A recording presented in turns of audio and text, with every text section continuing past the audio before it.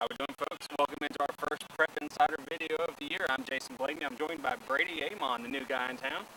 Yep. We're going to go through right now. We're going to pick these high school games for you. Week 1, we're going to start on Thursday night. Pace High School going to Arnold for your first pick here in Pensacola. Who are you taking? A lot of pressure. I'm going to go with Pace. I think that Pace is just going to have a little bit too much for Arnold and just going to grind out a win. I think Pace is the right pick, but I think Brady only picked him because he didn't want the hometown crowd against him. Picking all home teams. All right, we're going to move on to Friday night. 7 o'clock games. We've got several. First, we're going to go out of town. Gulf Breeze traveling to Walton. I like Gulf Breeze chances, but I'm going to have to go with Walton. I think they have a little bit too much experience and just winning on their side right now. I'm going to go with Gulf Breeze. Coaches are saying that they looked good in the official scrimmage that they did a couple of weeks ago. We got Mitchell DeCozin, they're running the ball again. And if you can get a little bit of space for him, spread it out with that spread offense, I think they can score some points. I'm going to go with Gulf Breeze, and I'm going to call it an upset. Okay. All right. St. Charles Catholic from LaPlace, Louisiana, coming over playing Tate. Who do you like? I like St. Charles. I'm a little familiar with that team. They've been in 2A, which is, I guess, the equivalent of our 3A over here for the last few years, and they've been in the quarterfinals, semifinals every year.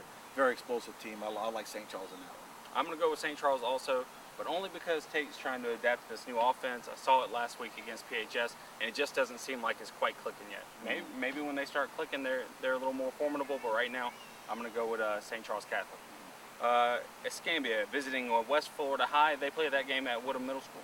Yeah, it's going to be a tough one. I mean, I think this could be the closest game out of all of them. And I'm going to go with a slight upset. I'm going to go with West Florida in this. I think that they got a little momentum right now.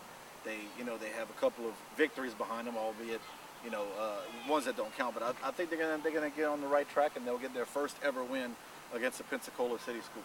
I'm going to go with Escambia because of the size up front. You win games in the trenches, and they are huge on the offensive and defensive line.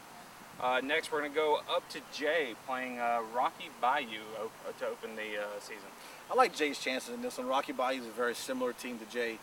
Doesn't have a whole lot of numbers, so I like Jay. They're coming off of what they feel is a pretty good preseason classic game. I like their chances in this one. I'm going to go with Jay also.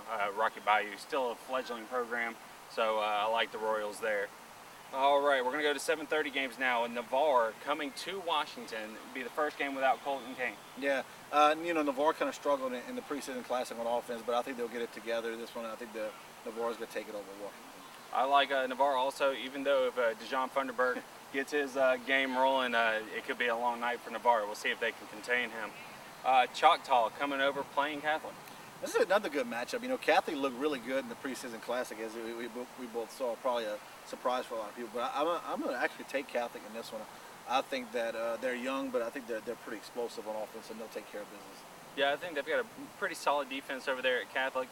They got enough at the skill positions, I think, to do enough on offense to get the win. I'm going to go with Catholic also. All right, Milton is hosting Crestview.